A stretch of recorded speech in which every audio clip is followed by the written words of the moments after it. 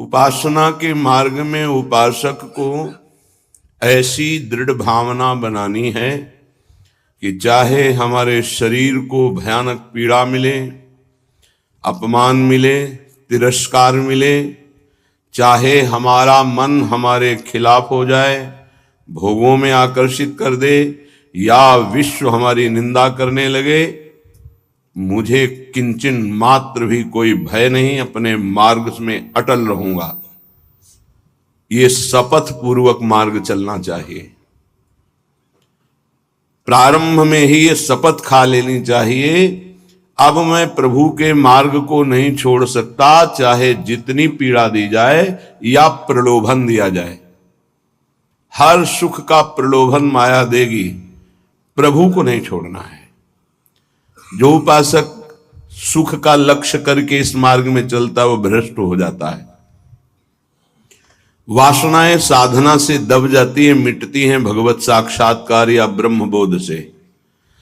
भगवत साक्षात्कार या ब्रह्मबोध तक पहुंचने के लिए उपासक को बहुत ही स्वभाव में गंभीरता, सहनशीलता ये लानी ही होगी।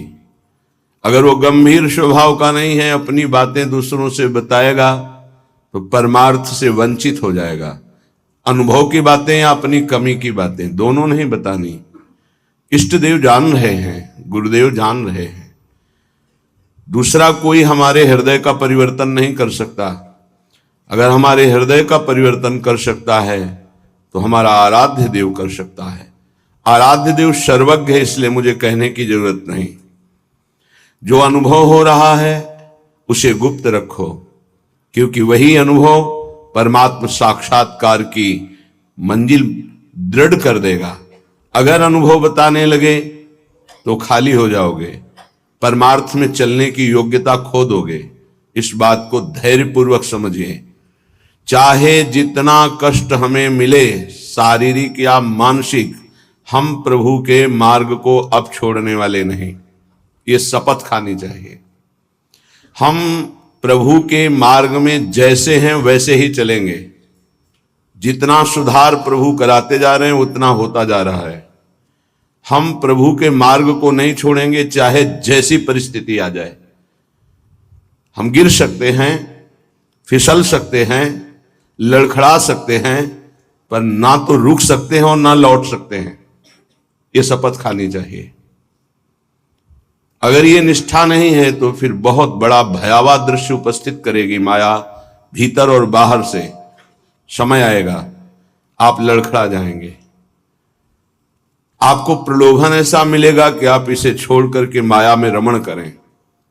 प्रलोभन में बहुत मिठास नजर आती, पर होता बहुत जहर है। सकामता उत्पन्न होते ही जो जलन होती है वो सकामी पुरुष नहीं जानते, वो भगवत मार्ग के पथिक जानते हैं कि कामना कितना बड़ा जहर है और कैसे जलाती है रात दिन।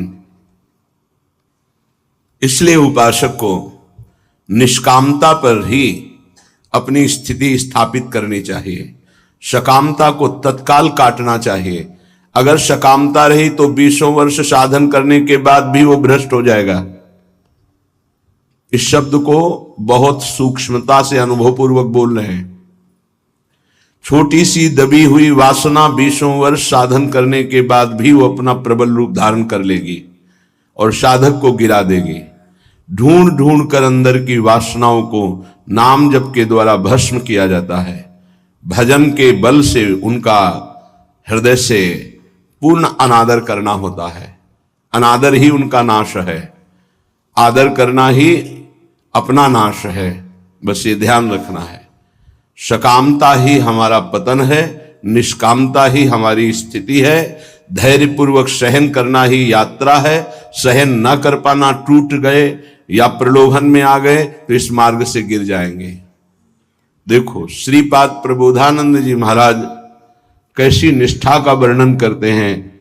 धाम की निष्ठा कह रहे हैं कि छिद्देत खडशः इदम यदि में शरीरम घोरा विपद विततयो यदि वा पतंती हाहंत हाहंत न तथापि भूयात् वृंदावनादितर तुच्छ पदे पिपाशा। बहुत उच्च कोटि की वृंदावन की निष्ठा है श्रीपाद प्रबोधानंद जी की। बलिहारी है इन महापुरुषों की कि इन्हीं के वचनों की जूठन पाकर अपने हृदय में कुछ निष्ठा आती है। नहीं तो ये शरीर राग हमें धामनिष्ठ, गुरुनिष्ठ, नामनिष्ठ, भगवतनिष्ठ ये नहीं होने देता। इस शरीर संबंध ही भगवत संबंध दृढ़ नहीं होने देता। अनंत जन्मों से हम भटक रहे हैं इन्हीं शरीरों के संबंध में। ये पत्नी, ये पुत्र, ये पिता, ये माता, ये रिश्ते, ये नाते, ये सामग्री, ये भोग, ये बैंक बैलेंस, इसी का आश्रय लेकर हम भगवान से विमुख हो चुके हैं। कैसी अद्भुत निष्ठा। छिद्येत खडसा इदम यदि में शरीरम घोरा विपद विततयो यदि वा पतंती। यदि मेरे शरीर को पीड़ा पहुंचाई जाए वृंदावन में, अस्त्र शस्त्रों के द्वारा छेदन भेदन किया जाए, तो भी मैं कभी वृंदावन को नहीं छोड़ सकता। ये बात समझनी चाहिए। बहुत बड़ी उपलब्धि है, बहुत बड़ा सौभाग्य है यदि आपको यहां एक दिन भी वास करने को मिल जाए। फिर जिनको आजीवन वास मिल गया है तो दुर्भाग्य है कि वो प्रिया प्रीतम का चिंतन नहीं करते हैं, सत्संग नहीं सुनते, श्री जी की लीलाओं का गायन चिंतन नहीं करते, व्यर्थ में समय नष्ट करते हैं। दिव्य कृपा हो गई वृंदावन वास की, पर उसका लाभ नहीं ले पा रहे। वृंदावन बसिके इतनो बड़ो सयान, जुगल चरण के भजन बिन निमिष न दीजे जान। पलक झपकने के समय को निमिष कहते हैं। इतना भी समय प्रिया प्रीतम के भजन से अगर खाली गया तो हमारा दुर्भाग्य है, हानि है, विपत्ति है। अगर निरंतर हमारा स्मरण वृंदावन में चल रहा है तो वास्तविक तन मन के बन से ये अब वृंदावन वास हो रहा है। इसीलिए उपासकों से प्रार्थना करते हैं कि उठते बैठते चलते फिरते नाम जप करते रहो, प्रिया प्रीतम को मत भूलो। ये तुम्हारा बैंक बैलेंस तुम्हारे साथ नहीं जाएगा, ये तुम्हारी प्रवीणता संसार के व्यवहार की ये नहीं जाएगी, ये तुम्हारा शरीर सुख या संपत्ति सुख ये तुम्हें प्रियालाल से वंचित कर देगा।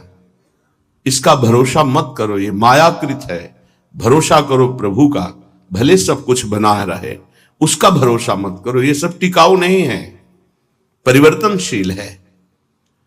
ये शरीर नाशवान है, इसको इतना प्यार मत करो कि प्रभु के प्यार का मार्ग ही छूट जाए।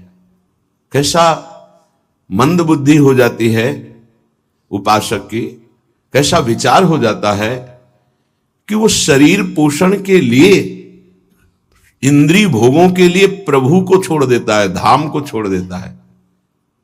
ऐसा है, वो धाम को छोड़ देता है, प्रभु को छोड़। एक विषय, एक इंद्रिय मन के साथ मिलकर ऐसी ठगाई की कि प्रभु से विमुख कर दिया, धाम से विमुख कर दिया, गुरु से विमुख कर दिया। तभी कहा शपथ पूर्वक इस मार्ग में चलना चाहिए। हम तो आए नहीं, हमें लाया गया है। यदि लाया गया है तो अब समझ में आया कि मेरे ऊपर कृपा हुई तो मैं शपथ खाता हूं कि अपने प्राण त्याग सकता हूं, लेकिन अपना मार्ग नहीं, पक्का। पर आजकल शपथ भी ऐसे ही खा ली जाती है, उसकी सत्यता, उसका निर्वाह करना बहुत कठिन हो जाता है। प्रतिज्ञा, शपथ ये सब में खवाई जाती है। अगर किसी भी डिपार्टमेंट में है तो उसको शपथ खवाई जाती है। आप ये गुप्त बात कभी किसी को नहीं बताएंगे, आप ऐसे चलेंगे, आप राष्ट्र की रक्षा करेंगे, आप शपथ खाइए, ये धर्म पूर्वक सत्य पूर्वक अपने राष्ट्र के लिए प्राण समर्पित करेंगे। आप तो परमार्थ के पथिक हैं, अनंत ब्रह्मांडों के स्वामी के चरणारविंद के समीप परम पद प्राप्त करना है, तो आपको तो शपथ खानी ही होगी। क्यों? यदि शपथ पूर्वक नहीं चलोगे तो आपको माया भ्रष्ट कर देगी।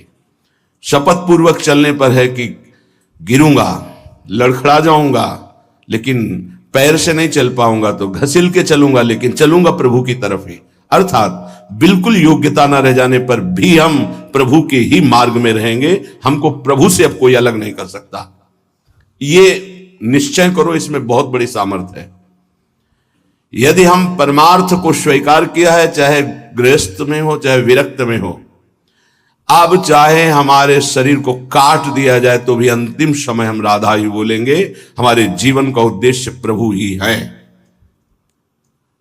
श्रीधाम वृंदावन के वास की निष्ठा का परिचय दे रहे हैं ध्रुवदास जी। खंड खंड होए जाए तन, अंग अंग सत टूक, वृंदावन नहीं छाड़ियो, छाड़ी वो है बड़ी चूक। बड़ी चूक, ये जो बाहर से भक्तजन आते हैं इनके ऊपर श्री जी की कृपा है, पर आपका दुर्भाग्य हो जाएगा यदि इनसे आप घनिष्ठ अपनापन कर लिए। घनिष्ठ संबंध श्री जी से और श्री जी के संबंध से इनसे संबंध, डायरेक्ट हमारा कोई संबंध नहीं होना चाहिए, श्री जी के नाते से है, श्री जी के संबंध से है। एक बहुत अच्छे ब्रजरज सेवी महात्मा, इसी संबंध में चूक हो गई। कुछ लोग बाहर से आए, ऐसा कभी किसी को नहीं करना चाहिए बाहर से आने वालों को। उनके 500 शुगर थी, बहुत अच्छे ब्रजरज सेवी और सरल स्वभाव संतों का हो जाता है, क्योंकि हमारी स्वामिनी का स्वभाव है अत्यंत दयालु, करुणामय, सहज, सरल। किन्हीं किन्हीं संतों का बाहरी स्वभाव नारियल की तरह होता है।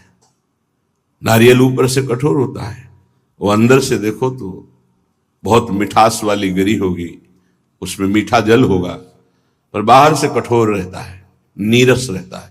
ये स्वभाव होना ही चाहिए।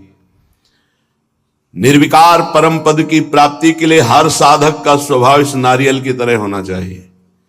बाहर से नीरस, जटिल, कठोर, अंदर से सुकोमल। अगर बाहर से सुकोमल हो गए तो मारे जाओगे, इस मार्ग में मारे जाओगे। बाहर से रुद्र दृष्टि, हृदय ममता शून्य, हृदय ममता, निर्ममो निरहंकारा सम दुखा सुखा क्षमी, श्री भगवान का आदेश है। निर्ममो निरहंकारा। यदि परम पद की तरफ कदम बढ़ा रहे हो तो सोच लो तुम्हारा मार्ग क्या है। निर्ममो निरहंकारा, किसी से कोई ममता नहीं। वो आए और प्रार्थना की कि आपकी 500 शुगर है, ये किडनी फेल कर सकती है, ये दिल फेल कर सकती है, लीवर फेल। अच्छा, हमारे यहां बहुत डॉक्टर बढ़िया हैं, ले चलते हैं, 10-15 दिन सेवा करेंगे, आप स्वस्थ हो जाएंगे, फिर आ जाइए, दवा बन जाएगी, चलती रहेगी। उन्होंने स्वीकृति दे दी। वो नहीं वापस आए, वही शरीर पूरा हो गया। आप लोग बाहर से आते हैं वृंदावन लाभ लेने के लिए। अगर आपको श्रद्धा है और कोई संत बीमार है तो यहीं उसकी व्यवस्था कीजिए, उसको बंबई, कलकत्ता, दिल्ली ले जाने की कोशिश मत कीजिए। उसने अपने जीवन को श्रीधाम की रज में दिया है। कष्ट से पीड़ित होने के कारण, प्रबल निष्ठा ना होने के कारण हो सकता है वो हामी भर दे, तो आपको नहीं ले जाना है। वो कहे भी तो नहीं ले जाना है, नहीं महाराज हम यही व्यवस्था करेंगे आपकी, तब तो आपकी सेवा मानी गई। आप उनको धाम छोड़वा दिए तो कौन सी अमरवती पिला देंगे आप? क्या मृत्यु पर विजय आप दिला सकते हैं? क्या श्रीधाम वृंदावन दिला देगा?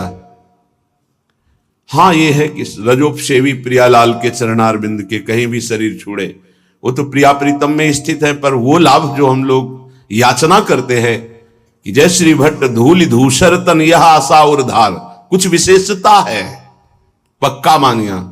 इस रज में शरीर छोड़ने की कुछ विशेषता है, मान लोगे तो जान जाओगे। तभी कह रहे खंड खंड होए जाए तन, अंग अंग सत टूक, वृंदावन नहीं छाड़ियो, छाड़ी वो है बड़ी चूक। यहां कह रहे हैं छिद्देत खडसा इदम यदि में शरीरम, घोरा विपद विततयो यदि वा पतंती। यदि धार वाले अस्त्र से भी मेरा शरीर काटा जाए तो मैं वृंदावन का कभी त्याग नहीं कर सकता कि भाई वृंदावन में तो बहुत दुख मिल रहा है, अब तो चलते हैं यहां से। शपथ पूर्वक इसीलिए कहा है कि अगर शपथ पूर्वक नहीं रहोगे तो बड़ी विचित्र दशा है। हमारा धाम और धामी श्यामा श्याम बड़े कृपालु हैं। यदि आप जाना चाहते हो रोकेंगे नहीं, और नहीं जाना चाहते हो तो कभी जाना नहीं पड़ेगा, किसी भी कार्य के लिए नहीं जाना पड़ेगा। ये अपने अनुभव की बात कह रहा हूं, किसी भी कार्य के लिए नहीं जाना। और आपने निश्चय किया है कि बाहर जाकर ही हमारा काम चलेगा, तो पक्का बिना बाहर जाए आपका काम ही नहीं चल सकता। और आपने निश्चय किया है कि श्रीधाम वृंदावन नहीं छोड़ूंगा चाहे मर जाऊं, तो हर व्यवस्था जो तुम बाहर से नहीं कर सकते घर बैठे हो जाएगी, क्योंकि स्वामी जी के चरणों में स्वयं अनंत लोकों की सिद्धियां लुटती रहती है। विश्वास, धैर्य, सहनशीलता ये चाहिए इस मार्ग में। अगर सहनशील नहीं हो, विश्वास नहीं है, तो फिर आप टूट जाओगे। कितना कष्ट सहूं। आपको विश्वास दिलाते हैं इस स्थान का विशेष प्रभाव है धाम का, कि यहां विशेष कष्ट प्रभावित नहीं कर पाता। कलह कलेश न व्यापह ईठा इठौर विश्व ते न्यारी। यहां कष्ट भी आएगा तो बहुत सीमित रूप रखकर आएगा, वही बाहर जब आपके ऊपर प्रभाव डालेगा तो बड़ा भारी दुख होगा। प्रारब्ध भी आएगा तो शासित होकर आएगा प्रियाजू से, वो स्वतंत्र रूप से आक्रमण नहीं कर पाएगा, बाहर स्वतंत्र रूप से आक्रमण कर देगा। यदि घोर घोर विपत्तियां आकर हमको घेर ले तो भी हम वृंदावन नहीं छोड़ेंगे। ये शपथ पूर्वक रहना चाहिए। घोर विपद विततयो यदि वा पतंती, घोर विपत्ति आ जाए तो भी मैं अपनी निष्ठा से नहीं गिरूंगा। काट डाला जाऊं तो भी, घोर विपत्तियां दुख आ जाए तो भी मैं श्रीधाम वृंदावन को नहीं छोड़ने वाला। हा हंत हंत न तथापि भूयाद वृंदावनादितर तुच्छ पदे पिपाशा। हाय हाय, श्रीपाद कह रहे हाय हाय, जो वृंदावन का वास मिला और उसे छोड़ करके किसी भी लाभ के लिए बाहर जाते हैं तो हाय हाय। हरिराम व्यास जी ने एक पद में लिखा है, इतनी बड़ी कृपा हो गई और इसके बाद भी तुम वृंदावन का आश्रय वास का प्रभाव ना जानने के कारण अन्य आश्रय लेते हो, अन्य सहारा लेते हो और यहां छोड़कर जाते हो, तो मानो अपने सर पर पादुका चला रहे हो। अच्छा, स्वयं पतित पत्रकाण्यमृतवत् सुधा भक्षयन् तृषाह मिहिर नंदिनी शुचि पयोंजलि भी पिबन कदा मधुर राधिका रमण रास केली स्थली बिलोक्य रसमग्न धीर दिवसामि वृंदावनम। ये प्रायः तैयारी की जाती है, ध्यान रखना। जैसे किसी को आर्मी में जाना है तो दौड़ भाग ये सब, पहलवानी करना है तो दंड बैठक खान पान और युद्ध की कलाएं, कुश्ती की कलाएं सीखता है। ऐसे ही हम भगवत मार्ग में चल रहे हैं तो हमें पुष्ट भी होना है और युक्तियां भी सीखनी कि शत्रु को कैसे पराजित करना है, क्योंकि हमारे शत्रु अंतर में बैठे हुए हैं। हमारा एक भी शत्रु बाहर नहीं होना चाहिए। किसी से राग द्वेष नहीं, अंदर की वृत्ति से हमारी दुश्मनी है जो भगवत विमुख करने वाली है, उसको पछाड़ना है। तो कह रहे स्वयं पतित पत्रकाण्यमृत वत क्षुधा भक्षयन। अगर वृंदावन में हमें भोजन नहीं मिला तो हम सूखे पत्ते खा करके यहां अमृत के समान भोजन का भाव रख करके प्राण त्याग देंगे, लेकिन धाम नहीं छोड़ेंगे। सूखे पत्ते खा के कि मानो मैं अमृत पा रहा हूं, ऐसी भावना से, पर हम वृंदावन नहीं छोड़ सकते हैं। ये अपने लोगों ने अभ्यास किया, जानबूझ के अभ्यास किया है। ऐसी वृत्ति धारण की गई कि अगर हमको भोजन न मिले तो कई दिन तक हम भूखे रह सकते हैं और हमारे भजन में विक्षेप नहीं पड़ना चाहिए, और उसका अभ्यास पूरे जीवन चलाया गया। जब तक हम साधन पक्ष में हैं तब तक अभ्यास पूरा दृढ़ कर लेना चाहिए कि अगर हमें 4-5 दिन भोजन ना मिले तो हम भजन में विक्षेप ना पड़े, ऐसा अभ्यास कर लें। हम एकांत में बैठकर भजन करें, हम समाज में बैठकर भजन करें, हम बाजार में खड़े होकर भजन करें, हम यमुना के किनारे भजन, हमारा भजन का अभ्यास कहीं भी हमें बाधा ना पहुंचा पावे, ऐसा होना चाहिए। हमारी निष्ठा कितनी है, जरा विचार करके देखो कितनी है। तृषा मिहिर नंदिनी सुचि पयोंजलि भी पिवन, अगर प्यास लगेगी तो उसे जल से बुझा देंगे। गंगा जल में बड़ी सामर्थ्य रही है। अब आगे आपका तो हमें पता नहीं, लगभग 25-26 वर्ष हो गए वृंदावन की निष्ठा का जो स्वरूप गुरुदेव और रजरानी की कृपा से आया पालन हो रहा है। आगे श्री जी जाने। गंगा जल के पान करते ही, जैसे मां का दुग्ध पान करते ही बालक को भोजन की आवश्यकता नहीं होती, छोटे बालक को, ऐसे ही गंगा जी दुलार करती थी। गंगा जी में कभी हमें नदी भाव नहीं आया, कभी जल भाव नहीं आया, बस यही लगता था मां और मां का अमृत। अंधेरे पे जाके जब गले से खड़े हो जाते तो कभी कभी मन कहता मगरमच्छ ना आ जाए, तो कहते उसके ऊपर हमारी मां भी विराजमान होंगी। मगरमच्छ सवारी है गंगा मैया की, तू चिंता क्यों करता है, जब गंगा जी है तो तेरे को क्या चिंता। खड़े हुए मंत्र जप कर रहे। निष्ठाएं ऐसे थोड़ी परिपक्व होती है। हर सुविधा प्राप्त हो गई, कभी अपने को कसने की कोशिश नहीं कर रहे तो मन तुमको कस रहा है। आज ये मिल जाता तो अच्छा, तो कभी एकांत में रो करके बोले कि आज श्री जी मिल जाती तो अच्छा, जीवन की यात्रा पूर्ण हो जाती। का आज कहीं श्याम सुंदर मिल जाते, कहीं लाडली लाल मिल जाते। कभी ऐसी आकांक्षा, बड़ा दुख होता है हृदय में कि साधक आकांक्षा विषयों की करता है, वस्तुओं की करता है, वो प्रियालाल की क्यों नहीं करता है। क्या प्रियालाल को तुमने अपना नहीं माना है? क्या जगत के भोग तुम्हारी सुख सामग्री हैं? कैसे तुम साधक हो, कैसे तुम भगवत मार्ग के पथिक हो। कदा मधुर राधिका रमण रास केलस्थली, बिलोक के रस मग्न धी रधि वशामि वृंदावनम। मेरी ऐसी वृत्ति कब होगी कि मैं वृंदावन को देख देख कर रोऊंगा कि ये वही स्थान है जहां हमारे प्रिया प्रीतम रह रहे हैं और खेल रहे हैं और मेरे नेत्र देख नहीं पा रहे हैं। कब ऐसा वृंदावन कृपा करेगा कि मैं देख देख करके मगन हूं कि मेरे प्रिया प्रीतम कैसे रास कर रहे, मेरे प्रिया प्रीतम कैसे वन विहार कर रहे, मेरे प्रिया प्रीतम कैसे झूला झूल रहे, मेरे प्रिया प्रीतम कैसे जल विहार कर रहे, नौका विहार कर रहे। साक्षात पुरौ श्री पुरुषोत्तमांघि सेवा रसादप्यधिको रसौघा, शंदेत वृंदा विपिनेप्य दृष्टे, राधा प्रियेत्रोद्धव एव साक्षी।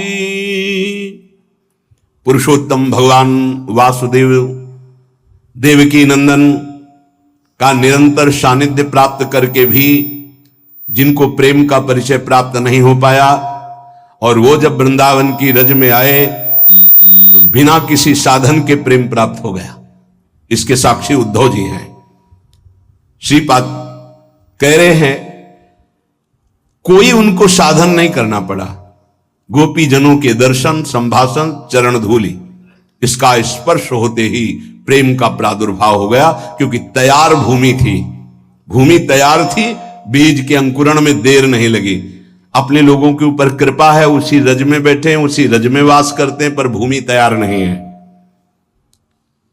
रोजे सत्संग हो रहा है तो मानो किसान जैसे अपनी खेती को जोत करके उसे तैयार करता है, ऐसे मानो सत्संग आपके हृदय की भूमि को तैयार, ये जो शपथ पूर्वक चलिए, ये भूमि तैयार की जा रही है। लेकिन आप देखिए कहां साधक भूमि तैयार कर पाता है अपने हृदय की। जहां थोड़ी सी प्रतिकूलता की छाया भी आई कि भाग खड़ा हुआ। प्रतिकूलता नहीं आई, अभी प्रतिकूलता तो जानते नहीं, प्रतिकूलता की छाया आई कि भाग खड़ा हुआ। जो राधा प्रिय इस वृंदावन में वास स्वीकार करके रहने से रहता है तो बिना किसी अन्य साधन के उसके हृदय में प्रेम प्रवाहित हो जाता है। इस बात के साक्षी हैं उद्धव जी, कोई साधन नहीं हुआ। जब वृंदावन आए तो इस रज की कृपा से ऐसे महाप्रेमी हुए। भगवान की कृपा से आज भी गिरिराज जी की तलहटी में वो अव्यक्त रूप से विराजमान रहते, कभी तलहटी नहीं छोड़ते। प्रकट में बद्री बन गए, लेकिन अप्रकट में यही रहते हैं गिरिराज जी की तलहटी में। उद्धव कुंड परिक्रमा मार्ग में मिलता है, उसी क्षेत्र में श्री उद्धव जी महाराज विराजमान रहते हैं। हमारे हृदय में ये अनुभव होना चाहिए कि हमारे ऊपर प्रभु की विशेष कृपा है। बस उस कृपा का अवगाहन, कभी दिव्यता की तरफ सोचिए। अपनी इंद्रियां और मन ये पार्थिव भोगों की तरफ ही सोचता रहता है। कोई पार्थिव व्यक्ति अनुकूल हो जाए तो हम नाच पड़ते हैं। प्रियालाल तुम्हें प्यार कर रहे हैं, तुम्हें नहीं दिखाई दे रहा, तुम्हारी समझ में नहीं आ रहा कि तुम्हें श्यामा से हम प्यार कर रहे हैं, इतना प्यार कर रहे हैं। हम मांग कर रहे हैं पार्थिव व्यक्ति के प्यार की, कोई प्रगट में मनुष्य हमें प्यार करे। हम मांग कर रहे हैं इंद्रियों के भोगों की। सच्चिदानंद सुख देने के लिए हरि गुरु तैयार है, हमें वो नहीं चाहिए। ये दुर्भाग्य है हमारा। उपासक सावधान, बहुत जन्म भोग भोग चुके हो, बहुत जन्म तुम किसी ना किसी के होते रहे हो। इस बार केवल श्री जी के इस शरीर को धरोहर की तरह हरि गुरु को समर्पित कर दो। ये आपकी वस्तु है, इस पर अब मेरा कोई अधिकार नहीं, तो हरि गुरु आपको समर्पित कर देंगे। लो, हमारा संपूर्ण वैभव आपका है। आप करके तो देखो, बड़ा सस्ता सौदा है। शरीर तो तुम माया में कितनी बार समर्पित कर चुके हो। एक बार मायाधीश प्रभु श्री जुगल सरकार को अपना जीवन समर्पित करके तो देखो।